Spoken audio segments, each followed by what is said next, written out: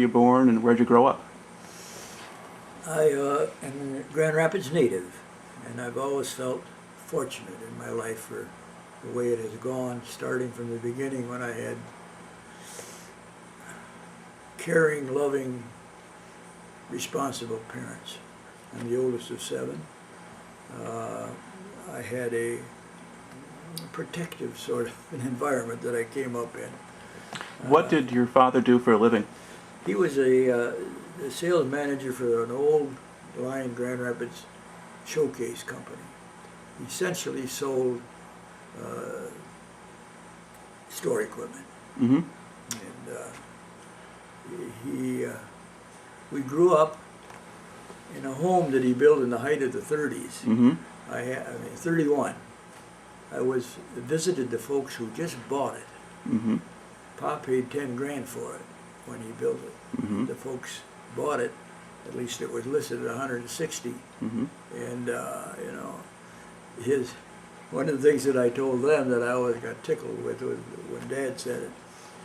The two guys from the parish we belonged to in 31, and my buddy had heard about this V program that the Navy had. Now, why did you not want to be drafted?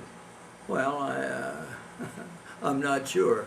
I think it was partially to do that your future was in someone else's hands, and Mm-hmm. I wasn't,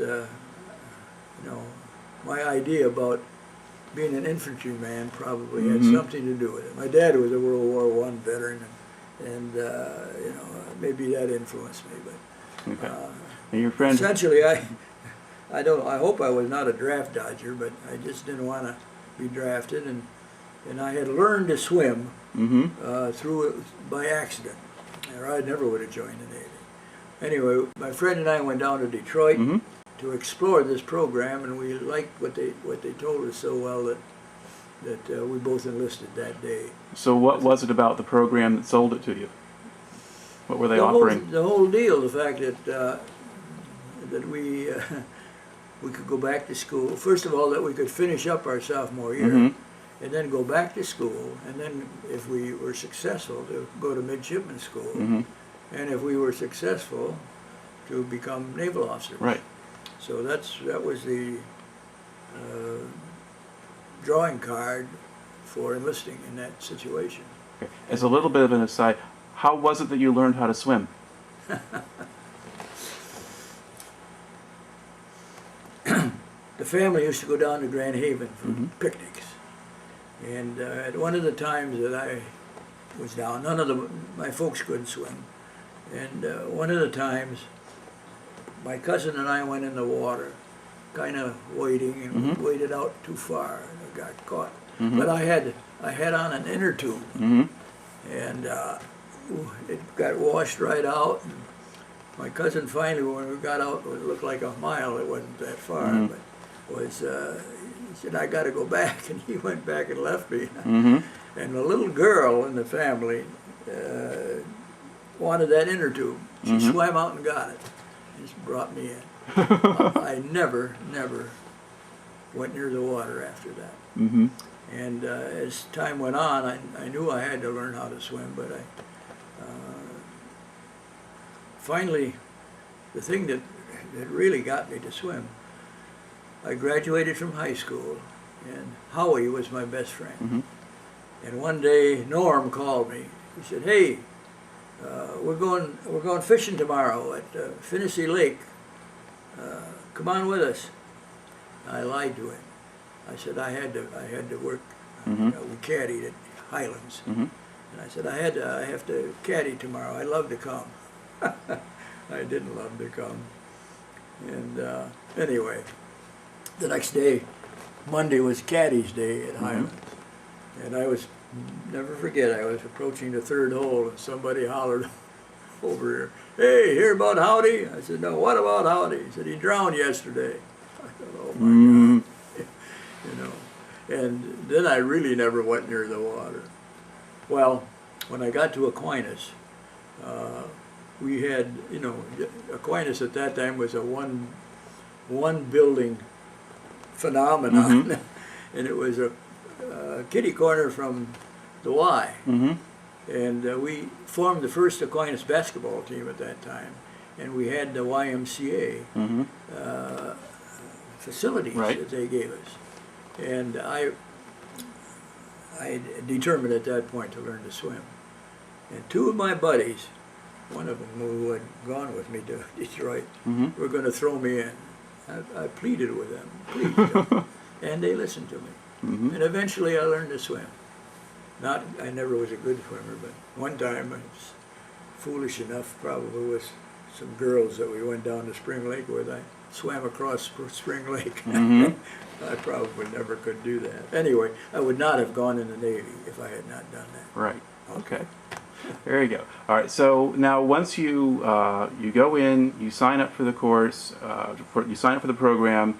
Now, what did they require in order to accept you into this? Did you have to do anything more than sign up, or? Nope. My background was sufficient for them to accept me. Okay. And we were among the senior juniors to get involved in what we called V1. Later on, it was called V12, and we were the older guys in V12.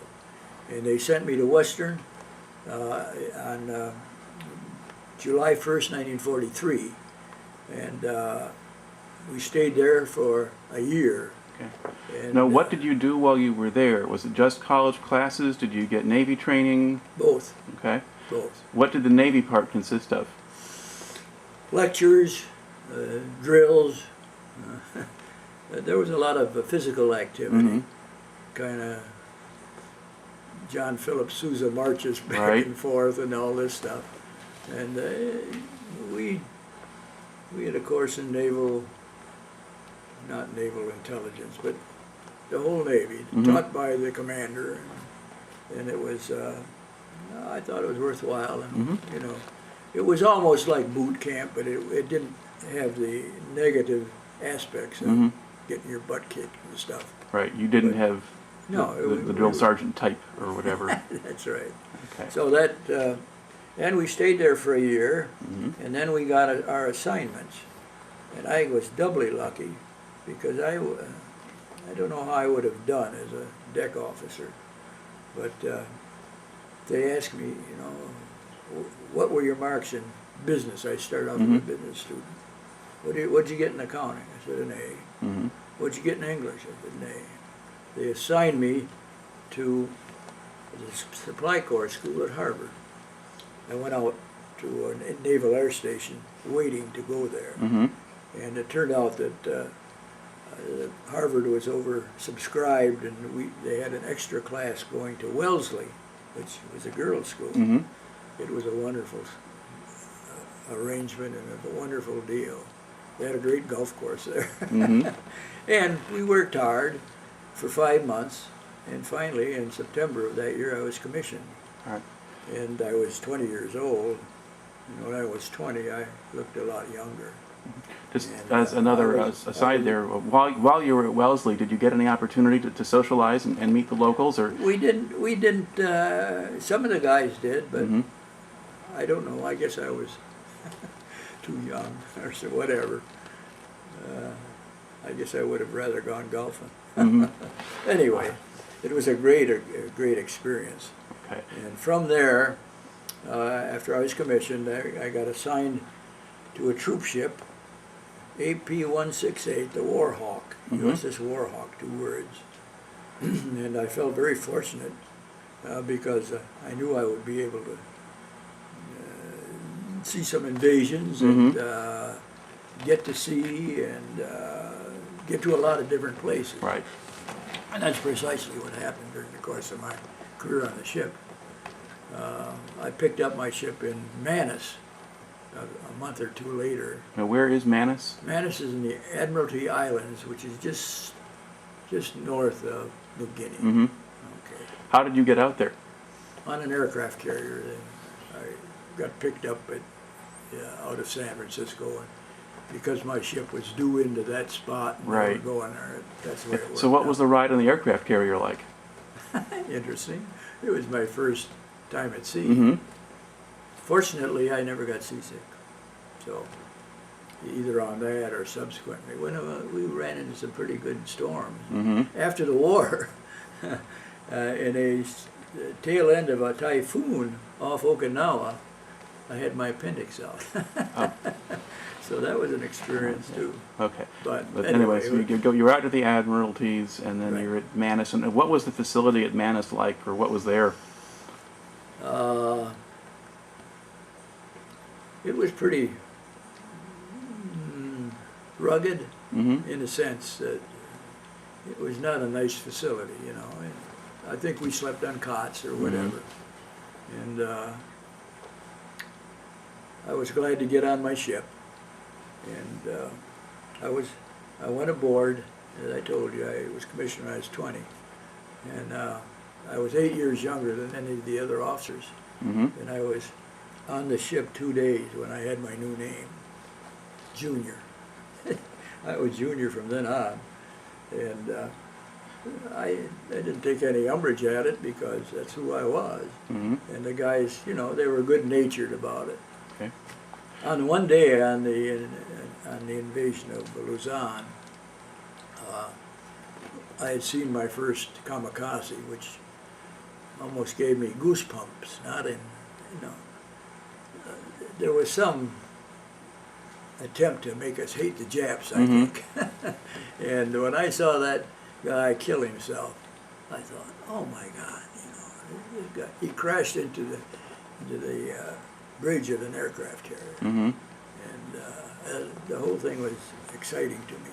Anyway, a couple of days later, I was sitting in a wardroom with the doctor. It was a lieutenant commander from Houston, Texas. Mm-hmm.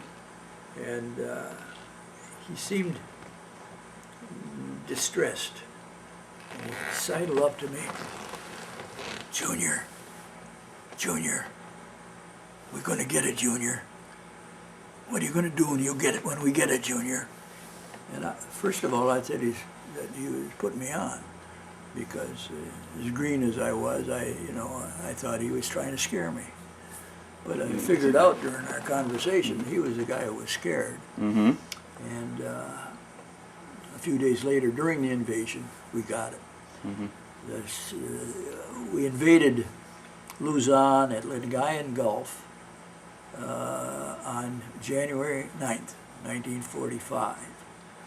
And that night, at 4 o'clock and 4:10 in the morning, we got hit by a Japanese suicide boat. Mm-hmm.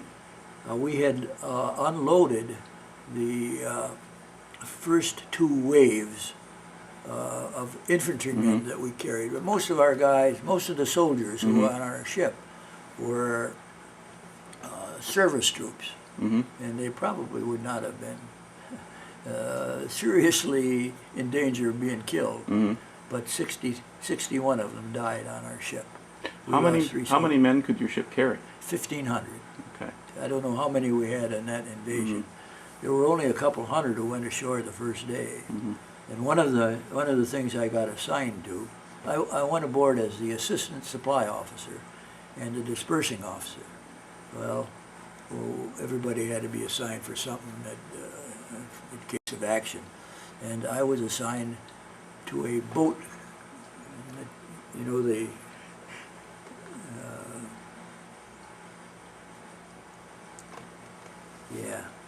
what am I trying to say? The davits that hold the boat up? No. Okay. The boats are down there, Mm-hmm. and you go over to the side and go down the ladder. Okay. Okay. I was that kind of they put me there. Mm-hmm. Okay. Well, it was the second day I didn't really believe it. It was during the night that we got hit at 4 o'clock in the morning, and we lost 61. We lost 64 men. 3 of them were sailors. The rest were soldiers. And when I was sleeping next to my gun, to which I was assigned, and I didn't get blown out of my sack, but I felt the explosion, and I heard some noise, but not as much as some people were making. Anyway, this one guy the next day shows up at my ladder, nude, totally nude. He didn't have any skivvies on. And I look at him, I said, "Where are you going?" He said, "I'm getting on this goddamn ship." I said, "Oh my." I said, "You can't go over there." I said, "They're fighting over there." As it turned out, there was very little resistance during that particular invasion. And I said, you can't go there." He screamed that at me again. There's a whole bunch of guys around. He said, "I'm getting off this goddamn ship." And I looked around and I saw this Army lieutenant. I said, "Will you take responsibility for him?" And he was very reluctant, but he said, "Yeah, I will." Okay. So the guy went down. He invaded Luzon nude. I assumed that somebody gave him some skivvies before it was done. Anyway, the guys did a heck of a good job to save the ship. We were hit on the port side at the water line, and the whole number 3 hole was filled. And the ship listed. Somebody came along and helped us stay up. Right. And the engineering people really did a good job. And so a day later we started back, and we could only make 4 knots. And we went 26 days before we got back to Manus Island where we had started. We went by way of Leyte, and there was some time we spent there, but it took us 26 days. When I went aboard, not long after I went aboard, the chaplain, who was a great guy, I don't know what his religion was, but he said, "Bob," he said, "I've been trying to work something out for the Catholic guys." He said, "O'Hara won't do it, and this other guy wouldn't even ask him." He said, "Would you be interested in helping me?" I said, "I'd be glad to." So during that 26 days, every once in a while, one of the bodies would float up. And Chappie and I would take them back to the fantail and have a little service, and bury them at sea. And during that time, especially while we were still coming down from Lingayen Gulf on the east side of Luzon, we were subject to attack from the kamikazes. And nobody, at one point, nobody had hit us. Some had tried. One morning, I was in charge of this gun. I knew nothing about guns. I didn't even have a BB gun as a kid. And I just felt inept, which I was, you know. But I had this gun with two guns. It was just a pop gun. It was a 20 millimeter. And this one day, 4 Japs came along. And they were way, way up there when my man on the gun, Leonard Jackson, started firing. And I'm this far from his ear, and I holler, "No, Jackson, no!" He didn't pay any attention to me. He just kept right on firing. And pretty soon he ran out of the magazine. Yep. In the meantime, these other guys, one of them had come down and clipped us on the bow and crashed. 2 of them got shot down by, as I understand it, Marine flyers in Navy planes. And the 4th plane was the one that Jackson was shooting at, started down first. And when it got down pretty close to us, he pulled up. I can only speculate why he did that, but he had a bad angle. He was aiming for the bridge, no question. And our gun was right under the bridge, and you know, he was coming right at us when he pulled up. I turned to my loader, Arnold. I won't give his last name in case this ever gets out. Arnold was crying. He said, "I want my mother." Oh my gosh, I didn't know what to do. I put my arm around him and I said, "Arnold, I might want my mother too, but we can't have her right now. That guy's trying to kill us. You can do it, Arnold. You can do it." Attaboy, I helped him. I tried to help him. And, you know, I didn't even know how to load the gun. Arnold, attaboy, Arnold. He got it up here and he dropped it. And here comes the Jap. I see him. I said, "This is it." I turned my head to get out. I was going to bail out. And I don't know, he got 20 feet from the ship. And down he went. Mm-hmm. We claim we shot him down, but we didn't. Nobody did. He just didn't make it. Well, some of them were not necessarily very good pilots. No, They had minimal training. They learned how to take off. Mm-hmm. And this guy obviously couldn't even aim at the bridge right. So I always had a great admiration for him. Anyway. So where had Jackson gone in the meantime? Jackson was just waiting for the gun to be reloaded, Mm-hmm. and he was cussing at both of us. Mm-hmm. It served him right. Afterwards, I wasting all your told him ammo. so too. Yep. And I don't remember us ever practicing. That was one of the problems. Mhm. You know, we didn't have that added ammunition. No. One of the guys who was a regular Navy guy had signed up for war bonds. He came to my office one of the days when we did practice, and I want to cancel. He said, "This place doesn't do anything but waste money." Mm-hmm. And one of my overwhelming results, or not results, but feelings about my experience was that it was terribly, terribly costly. Mm-hmm. And for that reason, I have opposed both Mideast invasions. Mhm.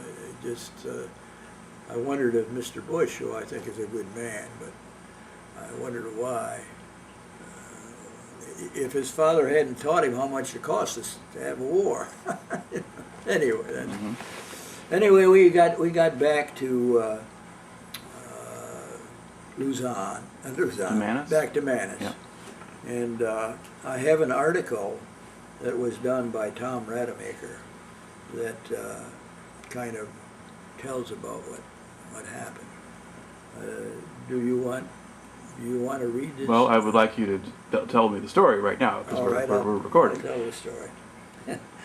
My boss, the supply officer, he was a great guy. He treated me very respectfully, and he didn't call me junior. Mhm. And he taught me a lot. Anyway, he said, "Bob, get some of our guys and go down and help clean up this mess." That's when we pulled into Manus and went into a dry dock. Mm-hmm. The guys in the dry dock were horrified. Here comes this old ship all full of oil and corruption and Mhm. stuff, and their brand new, their brand new ship was pristine until we got in it. Mm-hmm. Anyway, the boss said that you wanted me to get some guys. We were segregated in those days, as you Mhm. may know, and all the black guys were in my division. Not everybody in the division was black, but I had all the black guys. Now, what kinds of duties could black sailors perform on that ship? Well, mostly there were cooks, bakers, servants, Mhm. servers, not servants, and anything that a first-class seaman could do, they got assigned to also. Some were skilled, some were very unskilled. One guy who I remember during the action went under the boats to Mhm. protect himself. He was, as a supply officer, I knew this. When a guy had a venereal disease, he got penalized in his pay. Mm-hmm. And Johnson was one of those guys. I was always reluctant or whatever when he served me, because he used to have his thumb in the soup. Mm-hmm. Anyway, how did I? You were getting your group together to help try to clean up the ship or whatever. Okay. So we had a black chief, and I didn't think that the guys paid much attention to him. Mm-hmm. They liked Bill Mitchell. Mitch was just a common seaman, Mhm. but I noticed that he had the respect of his buddies, Mhm. and then when they wanted to know something, they'd see Mitch. So Mhm. I go to Mitchell and I say, "Hey, Mitch," I said, "I want you to get some of our guys, go with me down number 3 hold and help clean up that mess." He gave me a big grin. "Mr. Berles, when those people get like that there, I don't have nothing to do with them." He walked away. Well, I could have ordered him, but I didn't. Mhm. You know, I thought that was a volunteer job. So I went down to get my guys, Mhm. and I went where the black guys were quartered. I didn't get a single guy. I went to other places to see my other guy. I got nobody. Mhm. So I go down to number 3 hold, and I didn't go down. I go and look Mhm. down there, and all these bodies are still there. Mhm. And there's a group of guys working over here. We were hit on the port side, Mhm. and most of the bodies were over there, but there were maybe 10 or 12 right over here on the starboard side.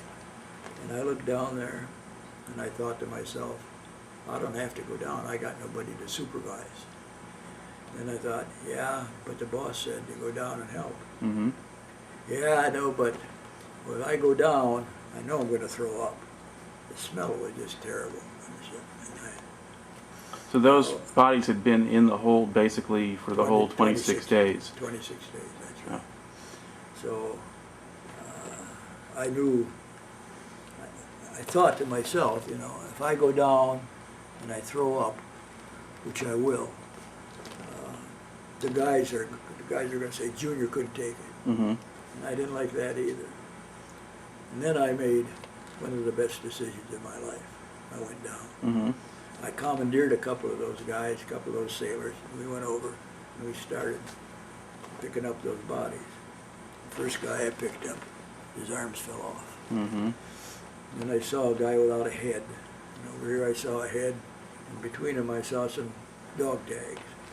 I stuck them all in a sea bag and went on about my business. After about a half hour, I realized I hadn't thrown up yet. I thought, boy, if I can get out of here now, I got it made. We had cleaned up our area. Mhm. And I said, come on, fellas, we're going topside. We've done our thing. And we headed up, and I motioned over there to the other guys who were still working. I said, keep up the good work, man. You're doing a good job. Some of them were not. Mhm. Some of them were taking the money out of the dead men's wallets, Mhm. stealing their watches.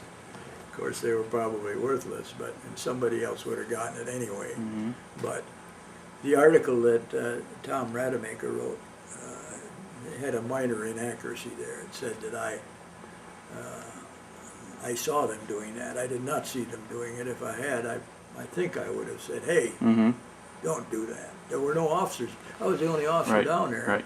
and yet I wasn't in charge, Mhm. which is why I felt I could go back.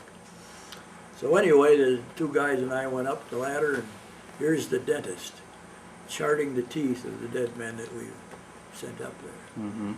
And then I made a mistake. I said, Clark Mosgrove was his name, can I help you? Junior, he said, we're going to have a hell of a time identifying some of these bodies. He handed me a scalpel. He said, you can cut off their thumbs and stick them in this pickle brine. And I don't have any recollection of the rest of the day. Mhm. And when the chaplain and I took, there were about, I would say, 55 bodies Mhm. in 4 LCVPs, landing craft. Mhm. And we took those bodies over to Manus Island, to the cemetery. Mhm. And we had a little service, and we left. Mhm.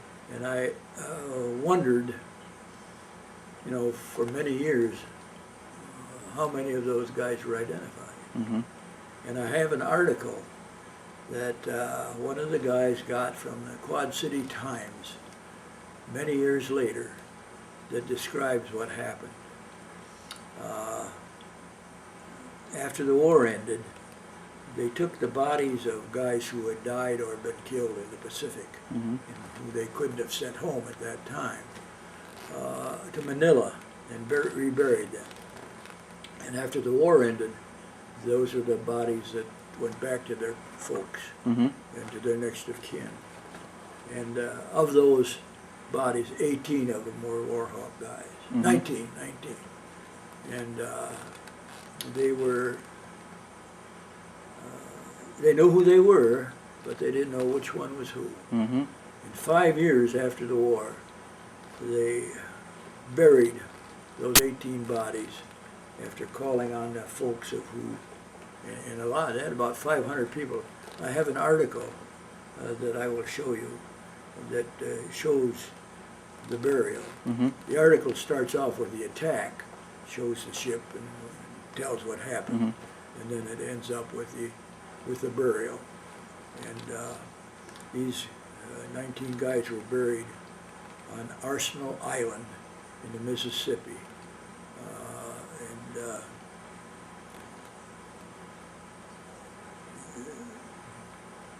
pretty close to Iowa. Mm-hmm. We have had 8 reunions of the Warhawk.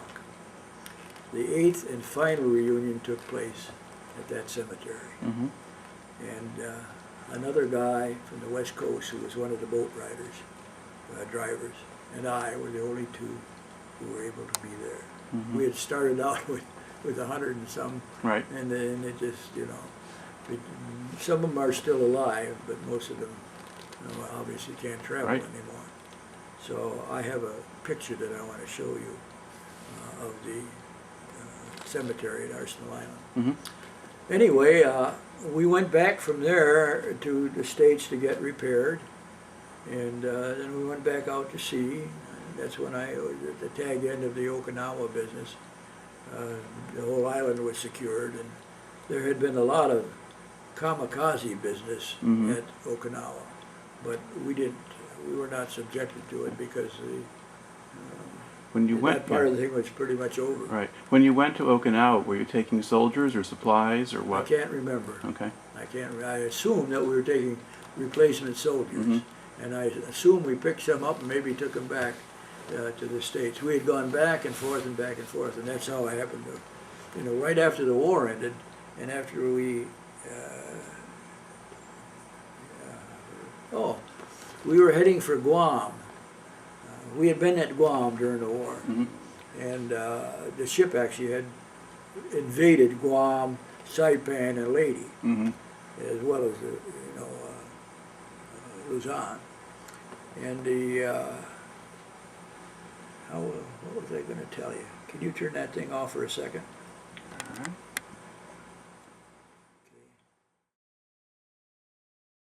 And nobody was working. Mm-hmm. And one was a carpenter and one's a bricklayer. And they were just thrilled to get the job, Dad Mhm. said. At 30 cents an hour for the carpenter and 35 cents an hour for the bricklayer. Wow. So the house is still, a substantial brick home. And I grew up there, and I went to parochial school, parochial high school. I started out at Aquinas, and when I was a sophomore at Aquinas, I got my draft notice. And when was that? That was in 43, early 43. Mm-hmm. And I didn't want to be drafted. So let's see, you were talking about being at Guam, was that it? Or? Right, we were going to Guam. When the war ended, we were en route to Guam, ostensibly to invade Japan right Mhm. about then. And so we pulled into Guam, and instead of going and picking up soldiers and heading out, we picked up guys and took them back to the States. Mm-hmm. And there were about a half dozen Chinese civilian businessmen who had been interned or whatever you call it, in the States. And they'd, each time we go back and forth, we'd stop at Hawaii or at Pearl Harbor. And they had a party for us at the Chinese embassy. And when we got to Shanghai, they put on just a wonderful feast for us. I had one of the worst experiences of my life the next day when I turned it off. I don't even dare tell. Anyway, What was Shanghai like when you got there? What impression did you have of the place? it was like a small business town. I went to the night before we got there. We played a lot of poker on the ship. Mm-hmm. We really, penny ante stuff. We didn't play big gambling. The gamblers were the crap shooters, and there was a lot of oil-soaked money going around the ship after after we got hit. Mm-hmm. And none of the guys dared to turn it into me. And somebody ended up with almost all that money, somebody told me, I don't know. But in my case, we played a lot of poker.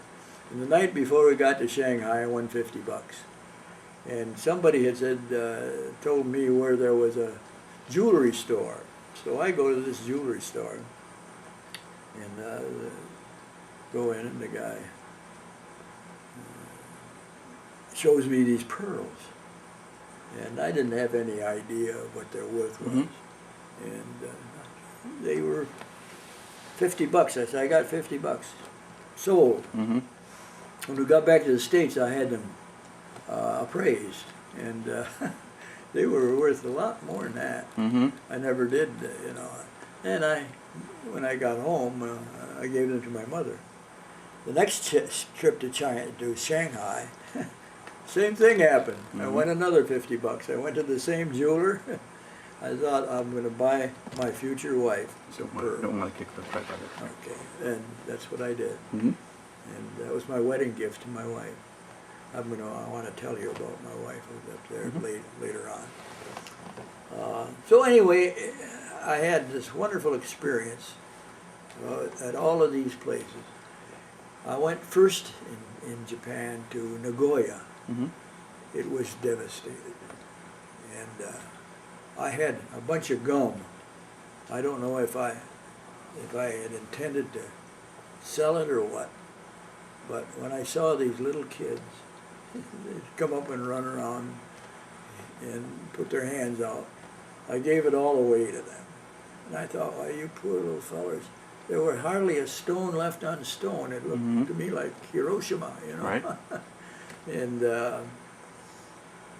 the next trip to Japan that I made was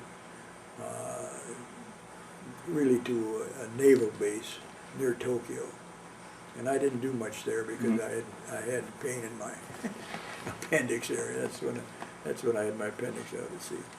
So anyway, I really felt very grateful for all of the experiences that I had in the Navy, and I felt good toward the Navy, even though I was very much appalled by the wastefulness that was inherent in the whole thing.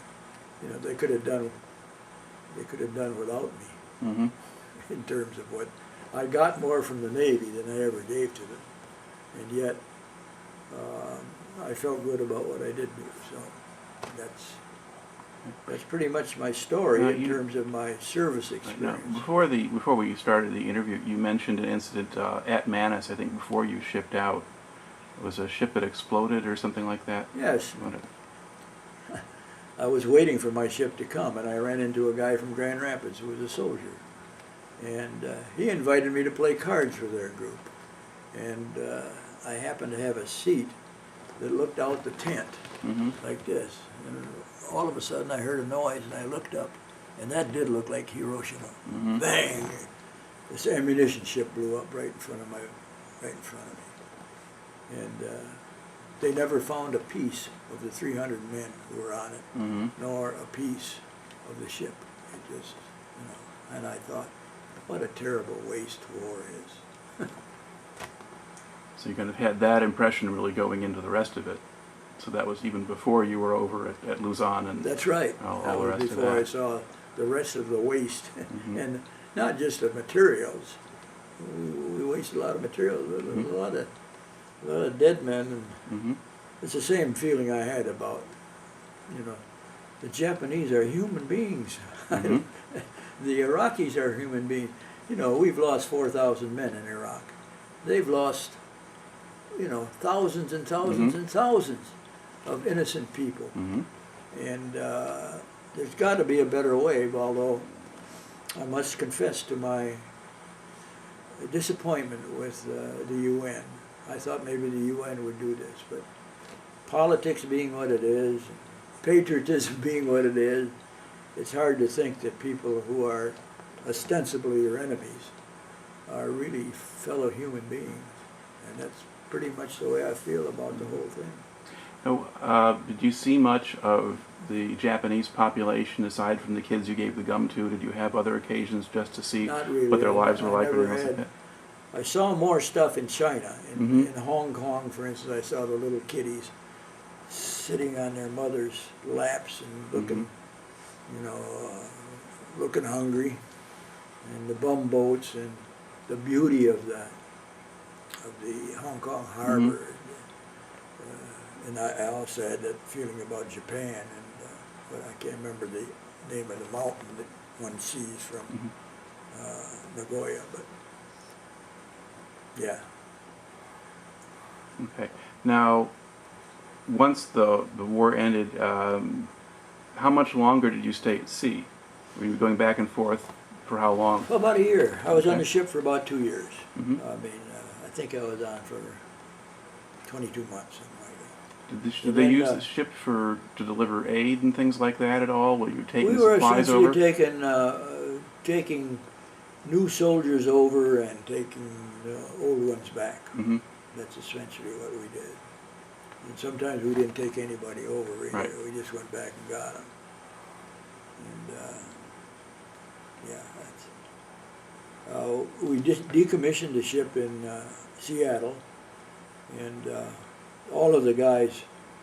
Well, you know, after the war ended, and during that year or so, I think the war ended in August. August, yes. And I got out in September, so it was about a year. And the new guys were coming out of midshipman school, Mm-hmm. and at that time I wasn't junior anymore. I was a senior. By that time I was a JG, Mm-hmm. and interestingly, I don't really know how to explain this.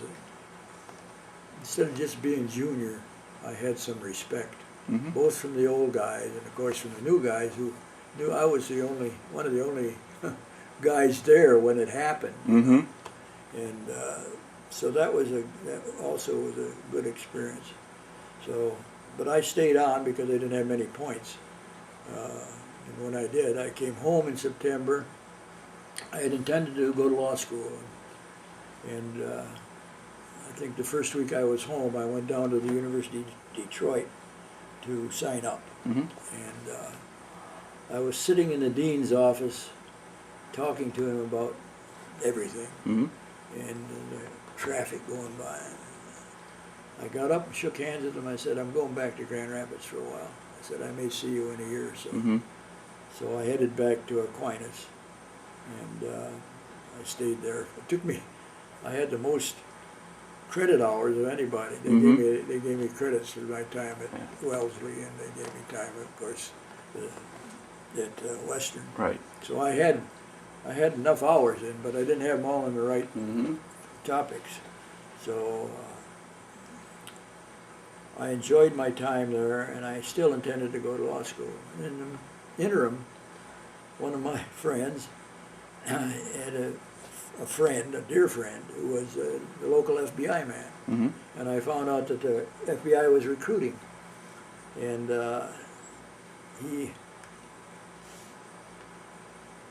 I went to see the guy, and he encouraged me to apply, and I did. And I took the written exam, and I was interviewed, Mm-hmm. and then I was still either going to go to Michigan or to Notre Dame Law School, when one of my classmates, a girl, changed my life with one or two sentences. Mm-hmm. She said, I had taken this course in social work from Father Wallen, who was the head of Catholic Charities in Grand Rapids. And she said, Father Wallen would really like to have you go to Catholic U and get your master's in social work.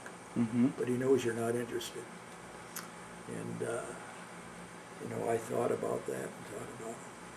But it won't hurt to go talk to him. Mm-hmm. So I did. He offered me the scholarship.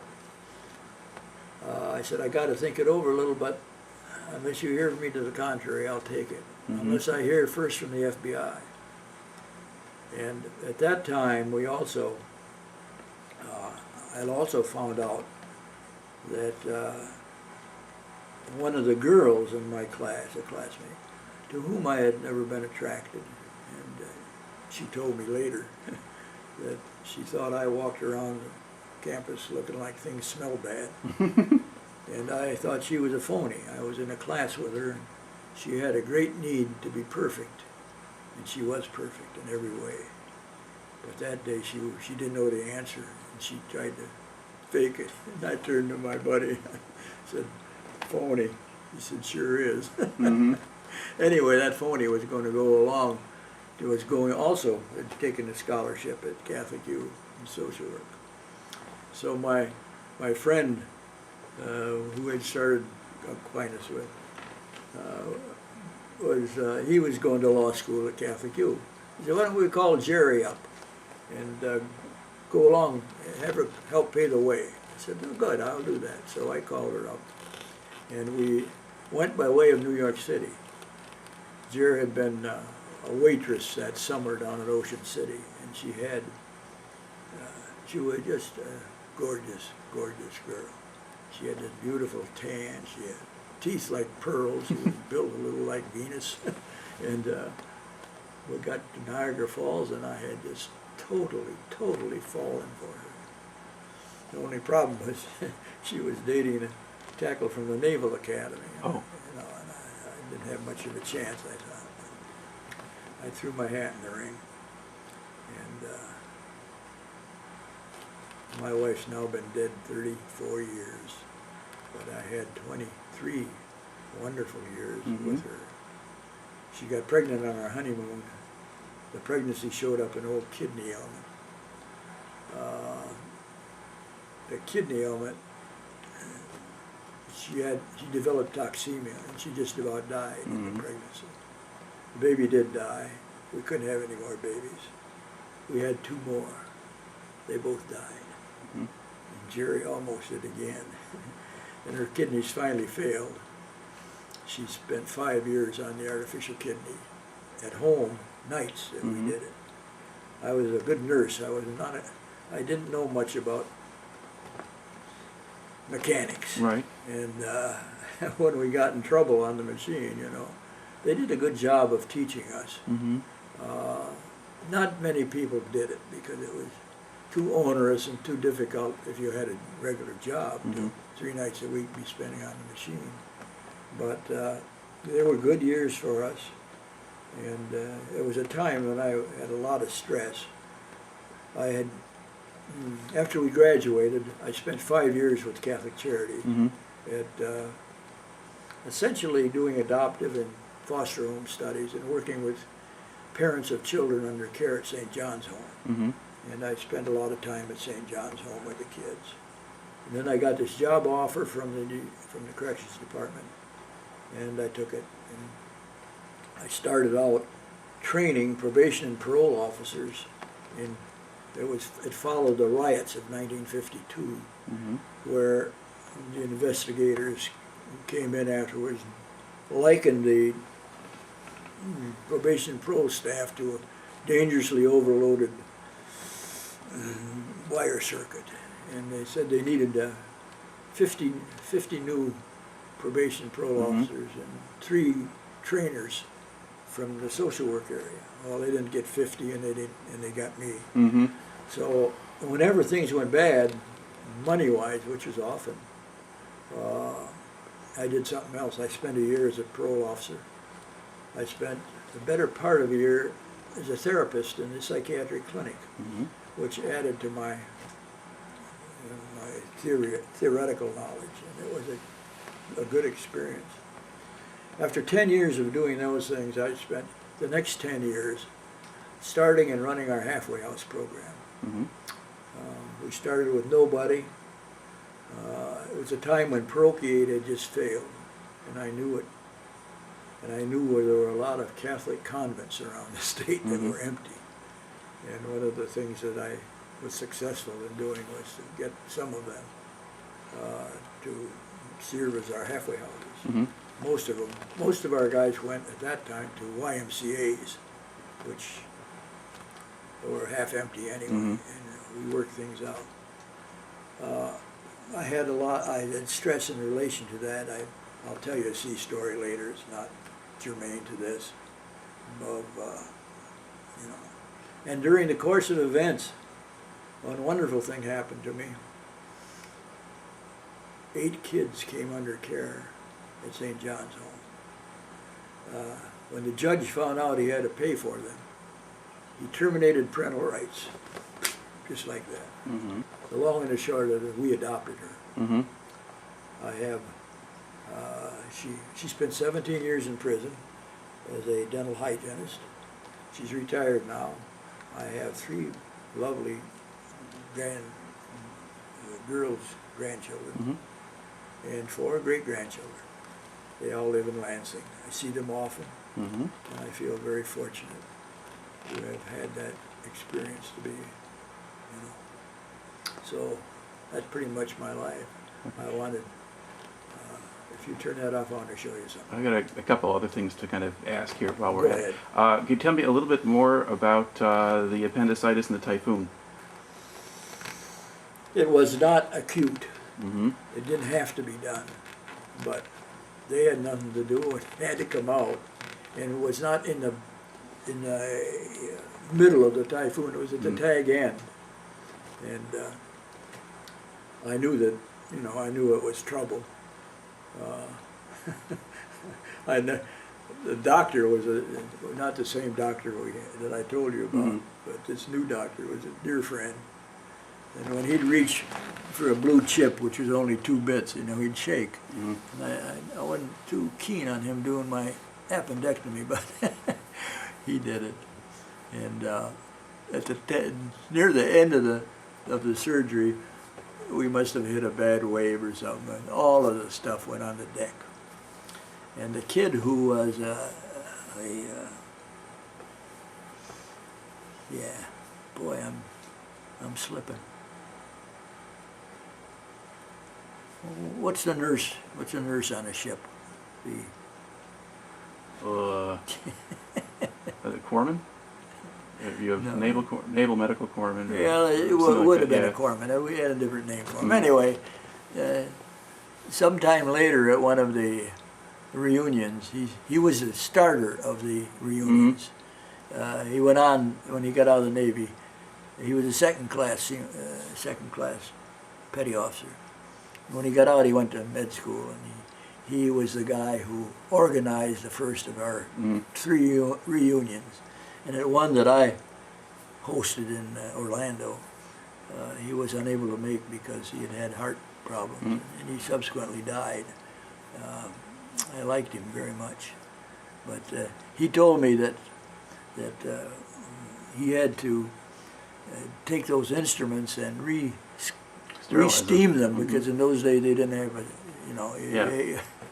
I said, well, I knew it because I was conscious all during the surgery, and I kept saying, when are you guys going to get finished? Well, I had heard the crash of the instruments, but okay. And then I guess just to sort of back up from the whole thing a little bit, how do you figure that your time in the service wound up affecting you? Should I just see the world or anything else? Well, aside from my feeling about the waste of the service, I felt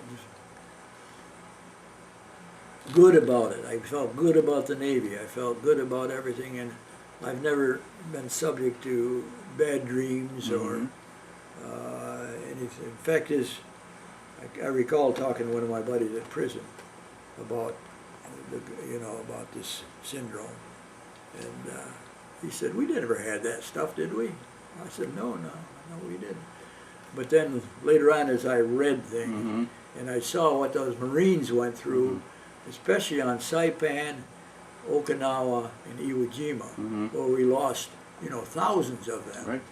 And they went through some of them went through all of those invasions, and no wonder they got, like the doc, like the doctor, he had battle fatigue, but I was not subjected to that.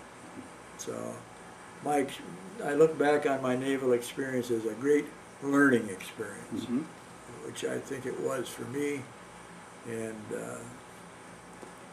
I could have done more or better, but I wasn't called on to do it. I've often thought, what if I hadn't gone down in number 3 hole? Mm-hmm. But I did, so Yeah. that's it. All right. Well, it makes for a good story, and thank you very much for telling it to me today. Okay, you're welcome. All right.